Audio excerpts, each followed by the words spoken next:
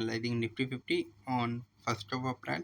तो जैसा कि अप्रैल की शुरुआत हो चुकी है और न्यू फाइनेंशियल ईयर की भी स्टार्टिंग है, तो आज के दिन मार्केट पिछले लेवल से आज अच्छे खासे गैप अप पे ओपन हुआ था। जो उसका ओपनिंग लेवल था आज के मार्केट का, वो 22,899 का था। उसके बाद वो हाई बनाने के लिए 22,941 तक गया और जो मार्केट आज क्लोजिंग देता है वो 22,669 के आसपास देता है। तो मार्केट जो आज था इंट्राडे के अंदर 2% से ज़्यादा का अप था, मगर एट दी डे एंड वो ऑलमोस्ट 1.5% अपसाइड पे क्लोज हो जाता है। तो अगर आप देखें तो मार्केट अपना काफ़ी गैप अप ओपनिंग देता है और फिर इंट्राडे के अंदर मूवमेंट देने के बाद आखिरी के 1 के बाद हल्की सी गिरावट आई। तो अभी भी यहाँ से मार्केट में पॉजिटिविटी मुझे नहीं दिखती है। अगर मैं बताऊँ तो मुझे पॉजिटिविटी ये 23,000 के ऊपर के लेवल पे दिखती है। अगर यहाँ तक मार्केट जाता है तो हम कह सकते हैं कि हाँ, मार्केट अब रिकवर आ सकती है, रिकवरी मोड में, मतलब अपसाइड ट्रेंड के लिए जा सकती है। तो जैसा कि आपको पता होगा कि ट्रम्प ने एक ट्वीट किया है कि हम वॉर को कुछ ही वीक्स के अंदर ख़त्म करना चाहेंगे। जो भी हमारे टारगेट थे, जो भी उनको कि जो न्यूक्लियर साइट्स हैं उनको डिस्ट्रॉय करना था, वो कर चुके हैं। बट उसके ट्वीट पे अब मार्केट ज़्यादा रिएक्ट करेगा भी नहीं और अब वो समझ चुका है कि जो ये बोलता है उसका अपोजिट होने वाला होता है। तो जब ईरान की तरफ से ट्वीट आया कि हाँ, हम कुछ कंडीशंस की वजह से मार्केट को, हम कुछ कंडीशन के साथ वॉर को रोकना चाहते हैं, तो मार्केट ने रिएक्ट करा और नैस्डैक वगैरह पूरा मार्केट एक गैप अप दे चुका था और ब्रेंट क्रूड भी डाउन आ गया था, ऑलमोस्ट 98 तक आया था जब मैंने चेक किया था। तो इस टाइम ऑलमोस्ट 100 के आसपास चल रहा। तो इसी चीज़ के लिए आज मार्केट में अच्छी खासी रैली देखने को मिली। तो अब मैं कुछ स्ट्रॉन्ग चार्ट को आपके साथ डिस्कस करता हूँ। तो जो सबसे पहला चार्ट मैं आप लोगों से डिस्कस करना चाहूँगा उसका नाम है गार्डन रिच शिप बिल्डर। अगर आप इस स्टॉक को देखें, इस स्टॉक के अंदर एक अच्छी खासी अपसाइड देखने को मिल रही है। आज ये स्टॉक के अंदर जो मोमेंटम था वो ऑलमोस्ट 20% के आसपास था। स्टॉक अपने 2052 के लो से 2367 के लेवल पे गया था और 2359 के आसपास क्लोजिंग दी और उसमें वॉल्यूम भी 9 मिलियन शेयर्स का है। तो अगर मैं इसको देखूं तो एक अच्छी खासी अपसाइड दिखा रहा है अच्छे वॉल्यूम के साथ, और स्टॉक अपने हाई लेवल से एक अच्छे खासा डाउन दिखा चुका है। अगर मैं इसका हाई पकड़ूं तो 3,3300 का हाई था, आज उस लेवल से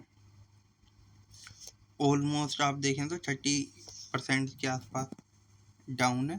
तो इसके अंदर एक वैल्यू देखने को मिल रही है, बट अभी के लिए मैं देखूँ तो 2500 के आसपास यहाँ पे एक रेजिस्टेंस दिखता है और उसके बाद जो अगला रेजिस्टेंस जाएगा वो 2700-2800 के आसपास।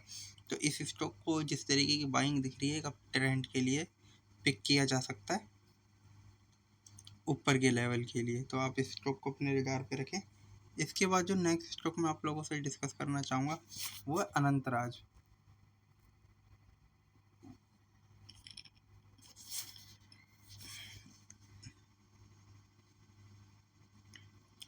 अगर हम अनंतराज को भी देखें तो आज इसके अंदर भी एक बाइंग साइड देखने को मिल रही थी, क्योंकि स्टॉक 550 के लेवल से गिरते गिरते, अगर मैं पिछले ट्रेडिंग सेशन में देखूँ तो ऑलमोस्ट 403 के लेवल पे आ चुका था। मतलब अगर आप देखें तो 550 से गिरते गिरते सिर्फ 10 से 12 ट्रेडिंग सेशन के अंदर वो ऑलमोस्ट 20% करेक्ट हो चुका था। तो आज इस स्टॉक में 10% की अपसाइड देखने को मिल रही थी।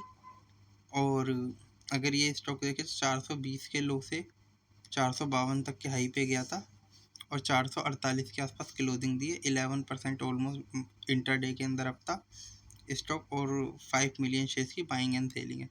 अगर इस स्टॉक के अंदर अब सपोर्ट रेजिस्टेंस देखें तो ये स्टॉक जो अपना हाई है ना, उस लेवल से भी अच्छा खासा आपको एक डिस्काउंट पे मिल रहा है। तो ये अगर मैं इस स्टॉक को देखूं तो ये स्टॉक अभी 50% डाउन है अपने हाई से, और जिसकी हाई लेवल है वो 950 के। तो यहाँ से एक 100% की अपसाइड देखने को मिल सकती है। बट जिस तरीके का इस स्टॉक का चार्ट पैटर्न देखने को मिल रहा है तो मेरे को ऐसा लगता है कि ये 600 के लेवल के बाद फिर से गिरावट दे सकता है। तो इस स्टॉक को भी 600 तक के तो लेवल पे तो नहीं, बट ये यहाँ 521 550 के आसपास में एक रेजिस्टेंस देखने को मिल सकता है। तो ये उस स्टॉक उस लेवल तक पे तो रैली करने के लिए जाना चाहिए। इसके बाद जो नेक्स्ट स्टॉक मैं आप लोगों से डिस्कस करना चाहूँगा ना, वो है मैथगॉन। मैथगॉन टॉप शिप बिल्डर भी आज ऑलमोस्ट 12% अप था। अब देखिए इस स्टॉक के अंदर, ये देखिए यहाँ से मेरा डाउन साइड के अंदर एक ये ड्राइंग लगी हुई है। इसने ब्रेकआउट भी वहीं से ही दिया है। ये देखिए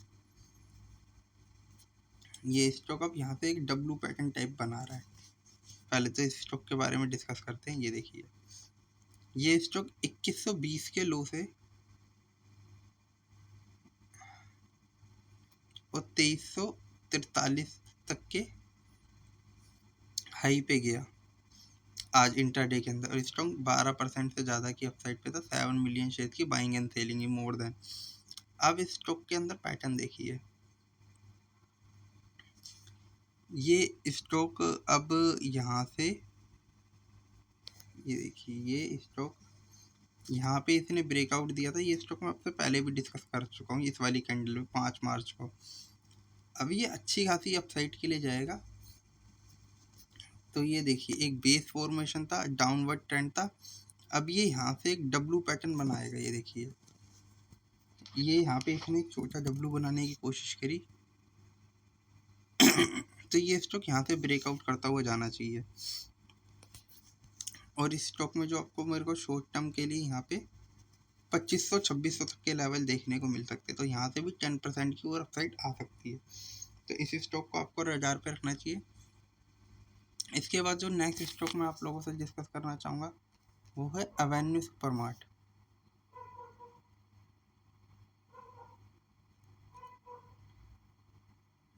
एवेन्यू सुपरमार्ट तो ये डी मार्ट के नाम से जाना जाता है।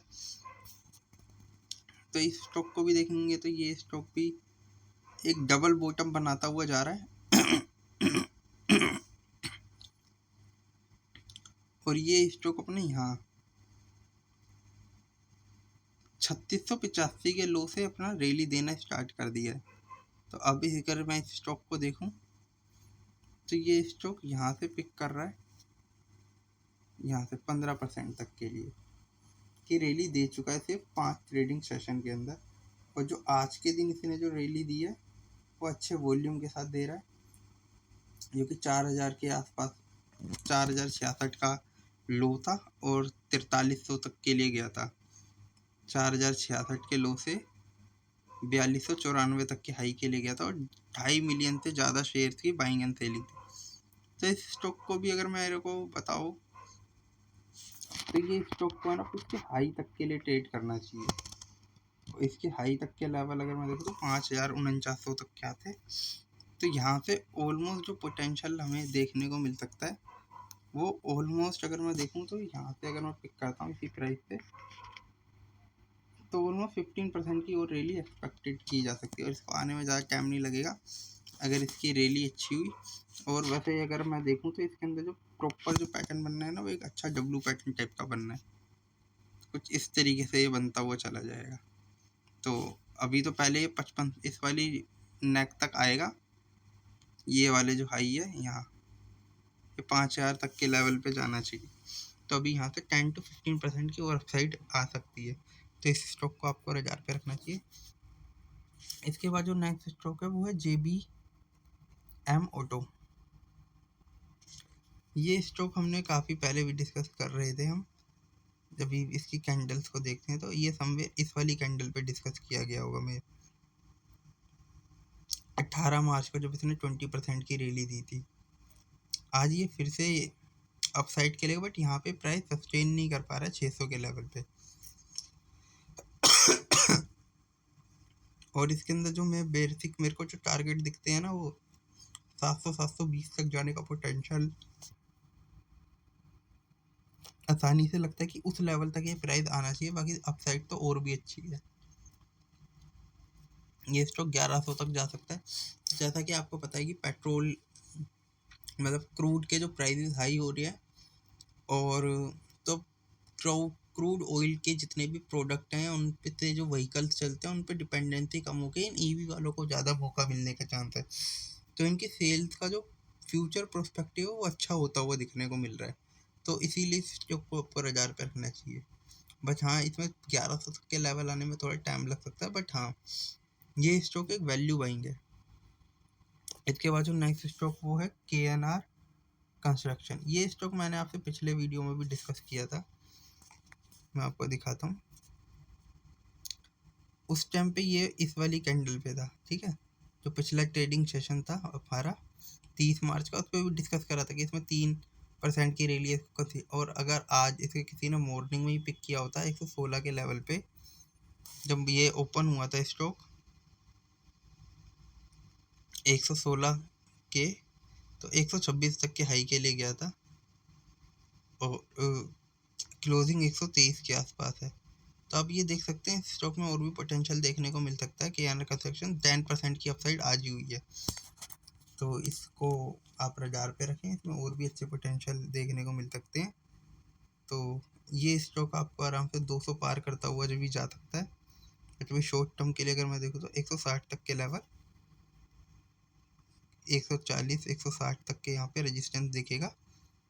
तो ये स्टॉक अपना यहाँ तक जा सकता है समवेयर, 140 150 60 तक के लेवल्स में आसानी से आ सकते हैं।